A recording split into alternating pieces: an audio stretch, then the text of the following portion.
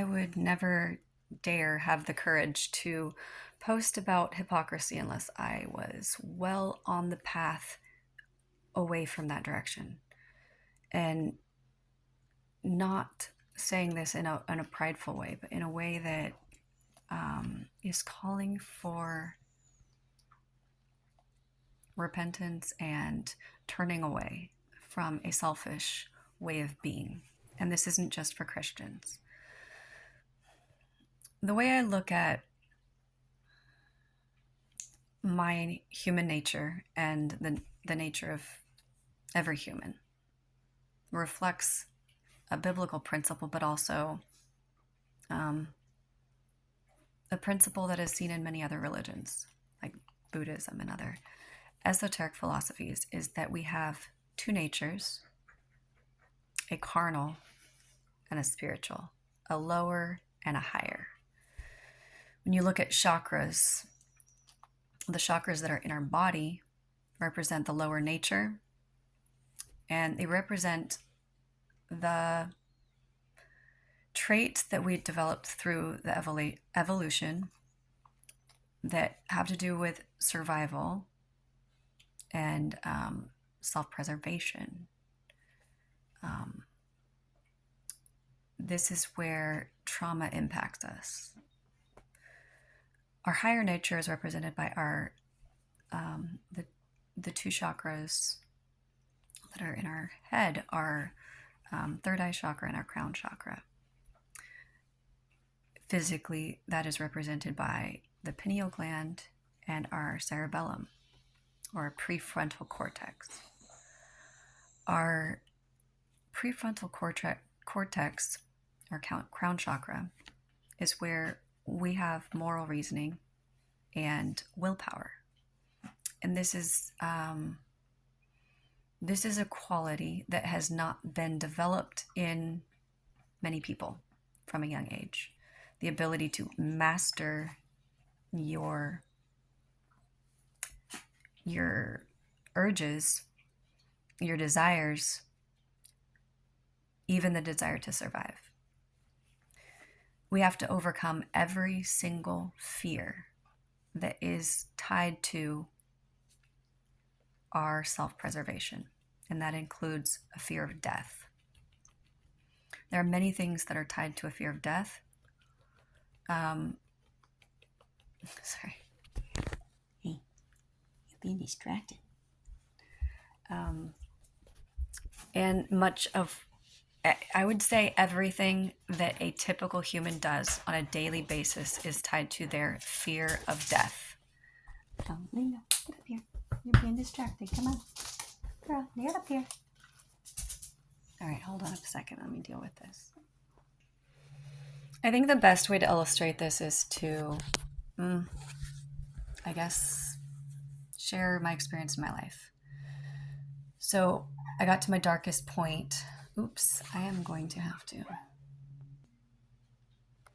When I reached my darkest point in my depression and my mental health, in my spiritual de-evolution, it was because I was trying to meet my needs in desperate ways.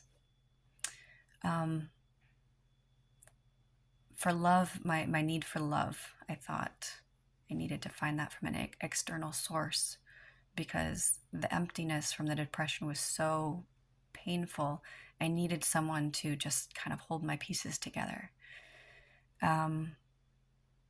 And I felt relief when I had companionship and love, except I couldn't find the real unconditional love that I needed, because I didn't have it for myself, so I couldn't attract it in someone else. And it wasn't until I gave up on that and said, I realize now that that is not going to work, that this has it's been the cause of the painful cycles that I've been repeating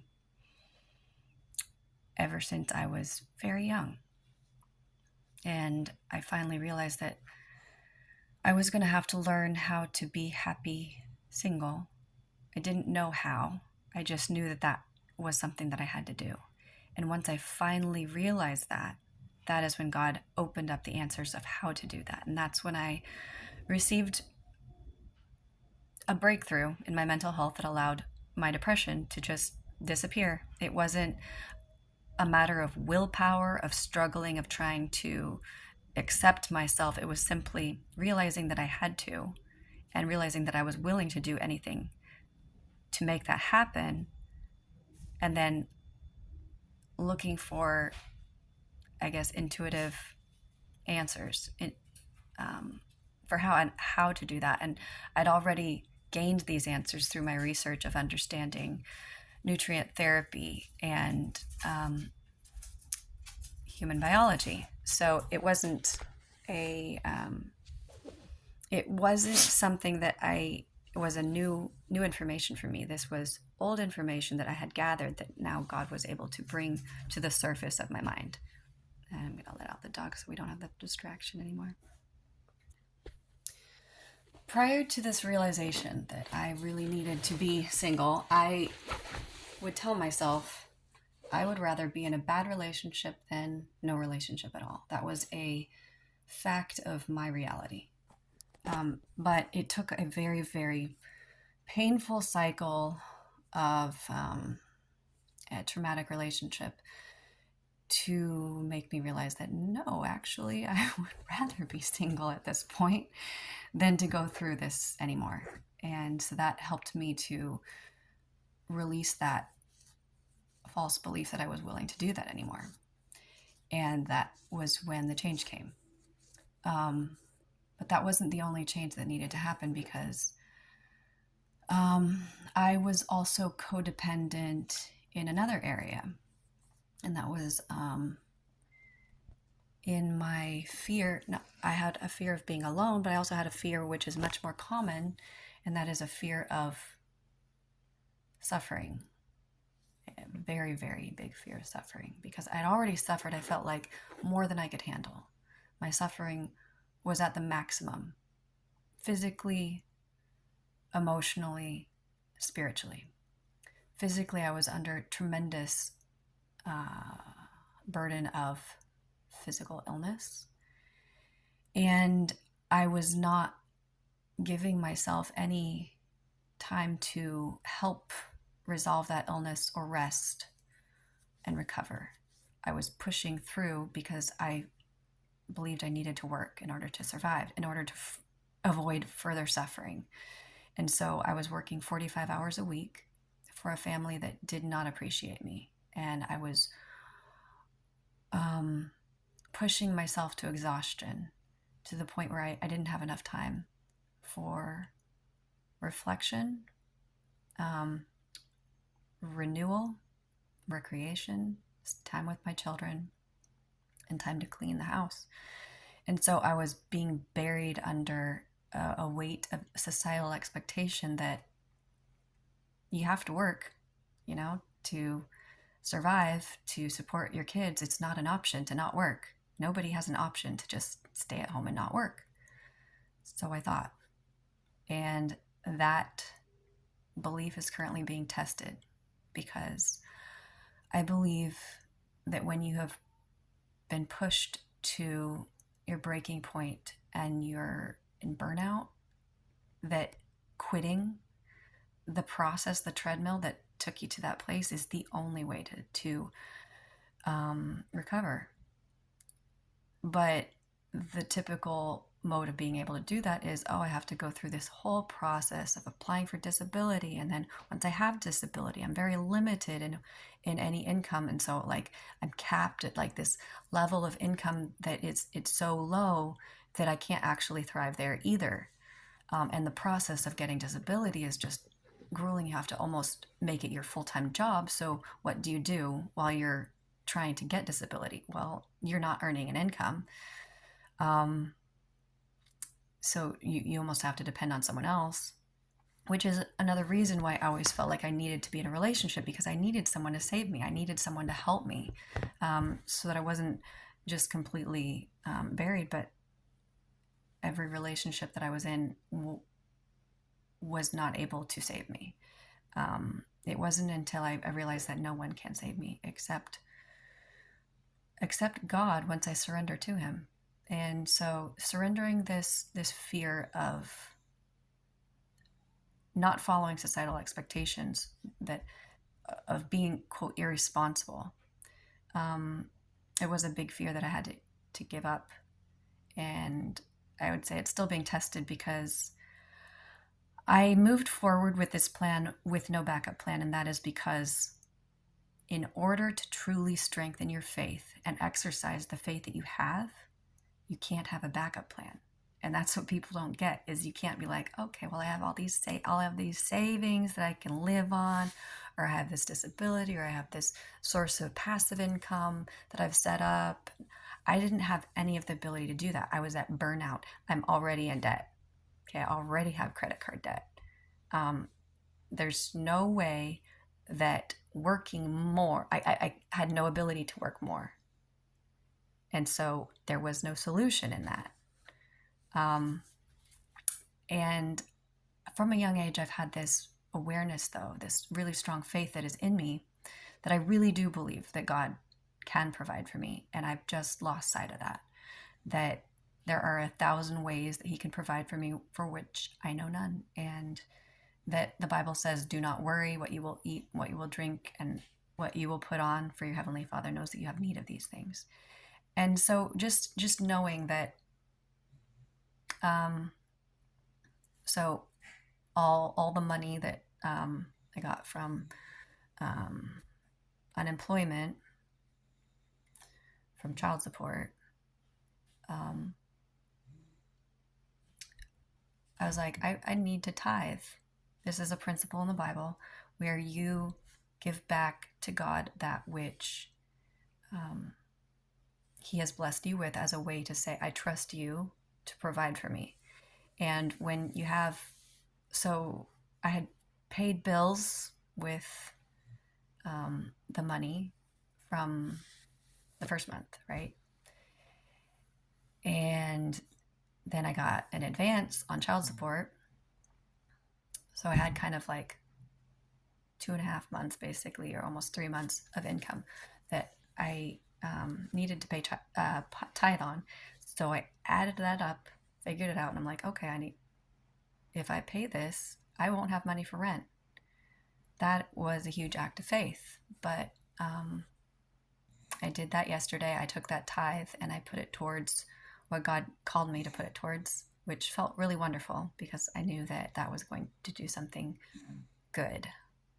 But that also leaves me without money to pay rent. And I feel a very, very strong conviction to meet my financial obligations, to pay debt, to pay what I owe.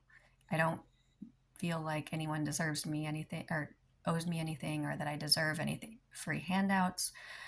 I am willing to work, but at this point, I'm recovering from a very severe illness. So I don't know how God's going to provide for me, but I do know that I could, be walking in the forest today, which I plan to do. I'm going on a nature hike to celebrate the Sabbath, which is the day of rest, the seventh day where God rested from His creation work. And it's when we celebrate that day, we're recognizing that the seventh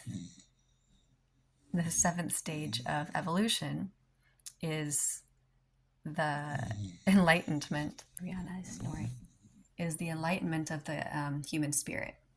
So the 6 days of creation is the evolution of our consciousness.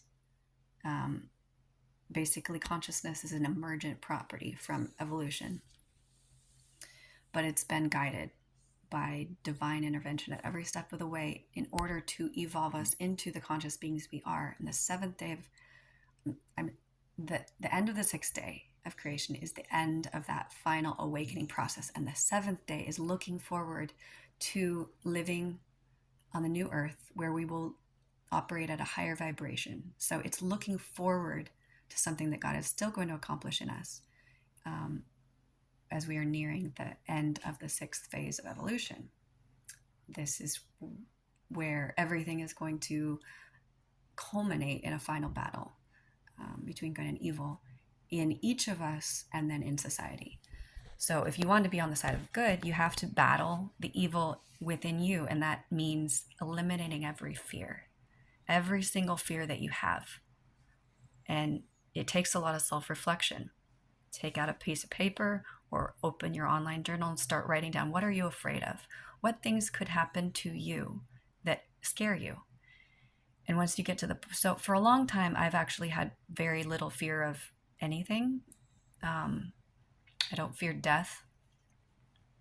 And one of the ways I kind of symbolize that lack of fear of death is I don't wear a seatbelt. It is, first of all, I don't think the government has a right to enforce me valuing my own life. I don't. My life is completely in God's hands. And if he wants to take my life, that is his prerogative. I actually was in an accident months ago. It was very dark. There was a very large snowplow that was stopped in the middle of a very dark section of the highway, the road I was on. I was probably driving 45.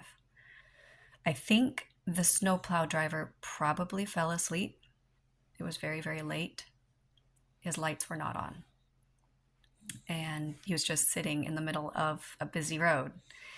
And I have night blindness, and bright headlights temporarily blind me. And so bright lights had gone past, blinding me. And then as I'm approaching this, I see something ahead that looks like a dark shadow, but I couldn't make it out quick enough. And I veered just at the very end before I hit head on, and I hit the right side of my my car on the axle, the left side of my car on the right axle of this snowplow, completely knocking it off. I spun and hit a snowbank, and my airbags deployed, and that was all. That was all. That was the extent of the accident. It was,